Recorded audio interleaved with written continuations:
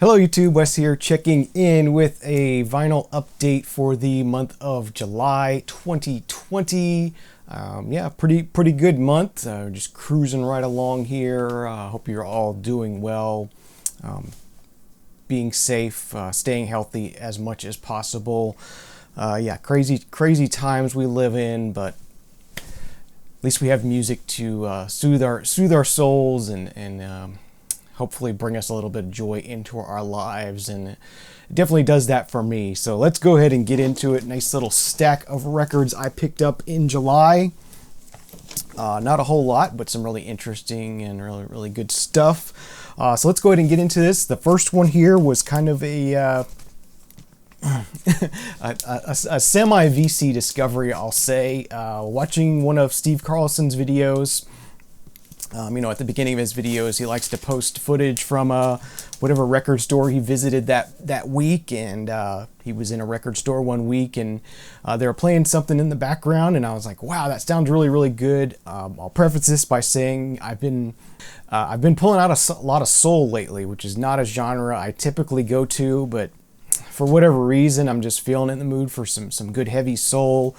I've been pulling out a lot of my Charles Bradley records in particular, really been diving back into those, enjoying those a lot. Yeah, so I've been in a soulful mood, and when Steve was in this record shop, they were playing this really heavy, soulful, just really groovy, awesome sounding soul song, and I was like, what the heck is that? I got to figure out what that is. So I Shazammed it and found out it was this guy. He's a guy by the name of Kelly Finnegan, and he's on Coal Mine Records, modern soul singer.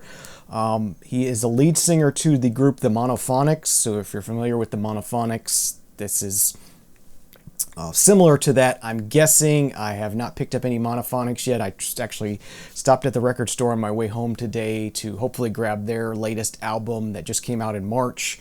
But unfortunately, my record store is closed on Monday.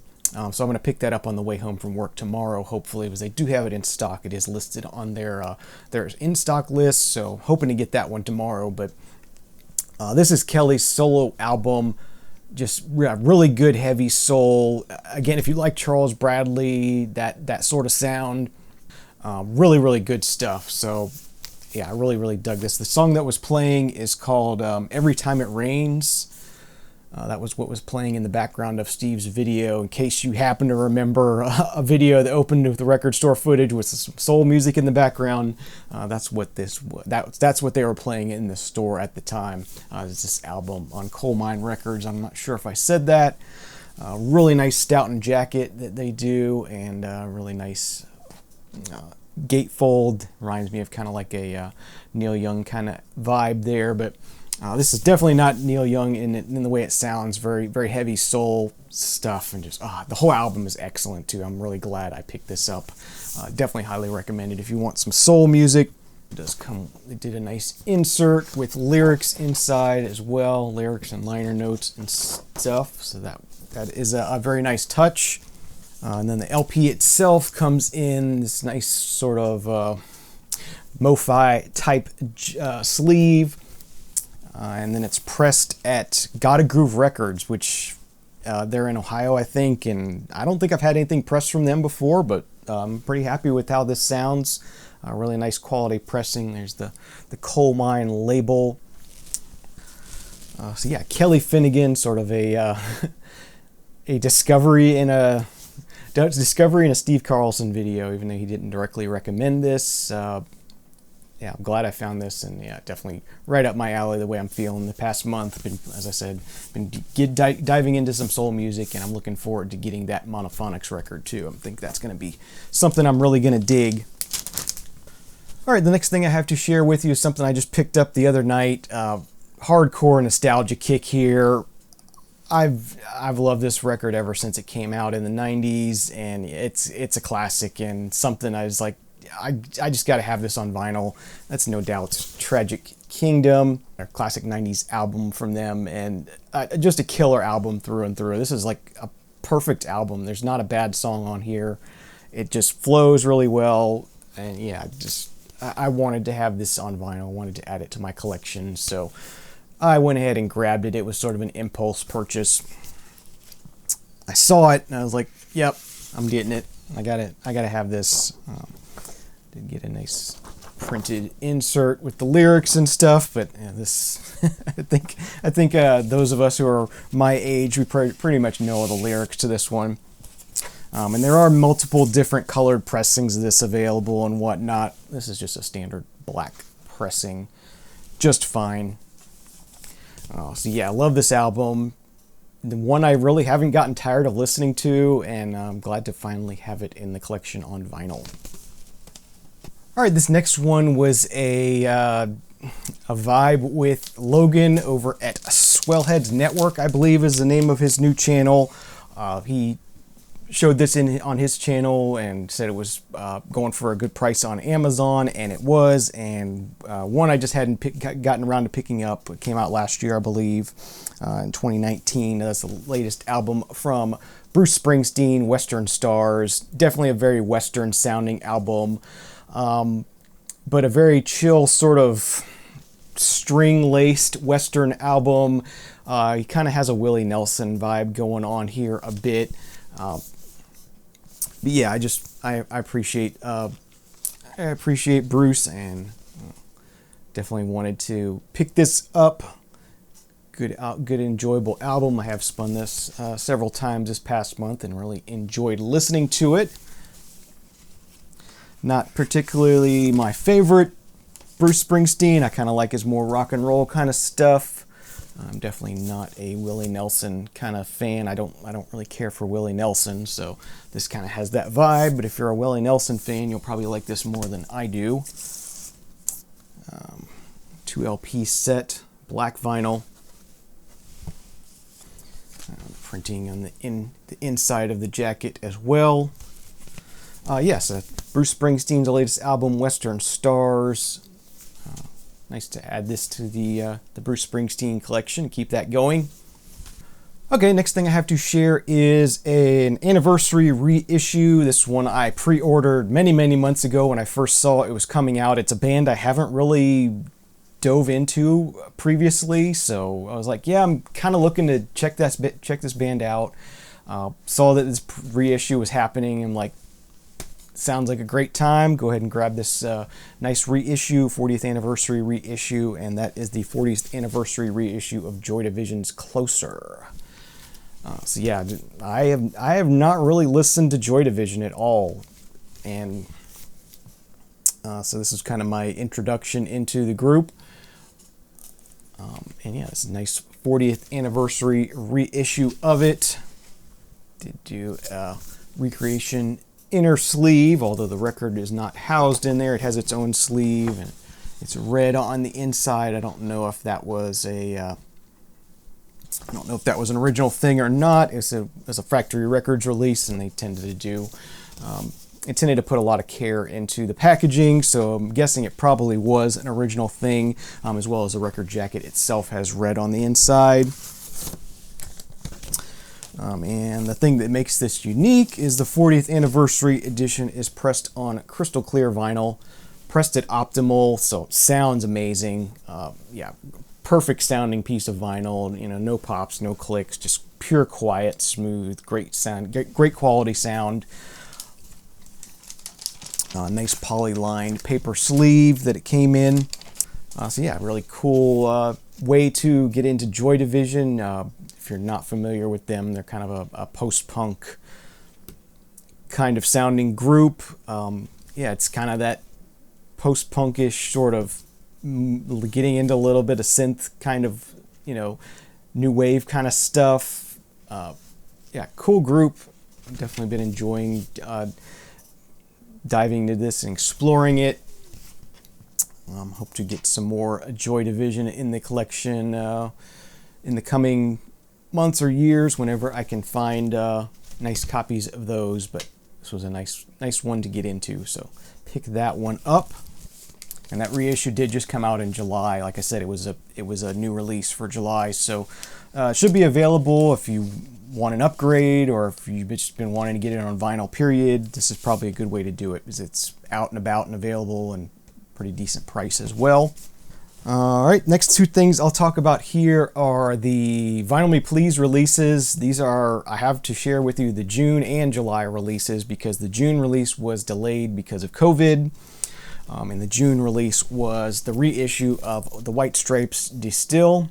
This would be the 20th anniversary of it. It was originally released in 2000, it looks like.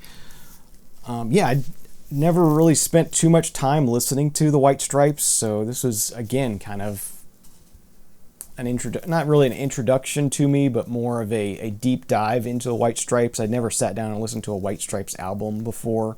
And I've heard their songs before. I bought a Jack White album a couple years ago, but never the White Stripes. So, yeah, pretty good, sort of bluesy, guitar and drums and vocals kind of thing.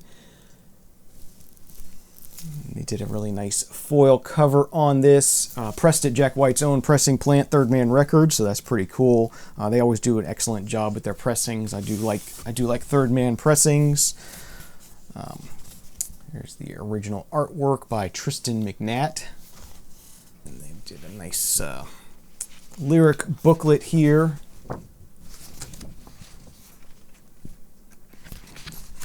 Photos and artwork and stuff like that. Very nicely done. And then the vinyl itself is pretty nice as well. Very cool black and red splatter. Not too splattered on that side, but this side looks pretty good.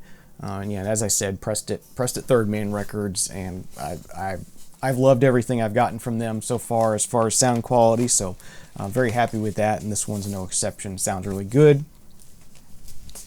So yeah, that was the June Vinyl Me Please Essential Album of the Month. So that finally came in July, along with the July Essential Album of the Month. And this one was quite controversial just because of the artist.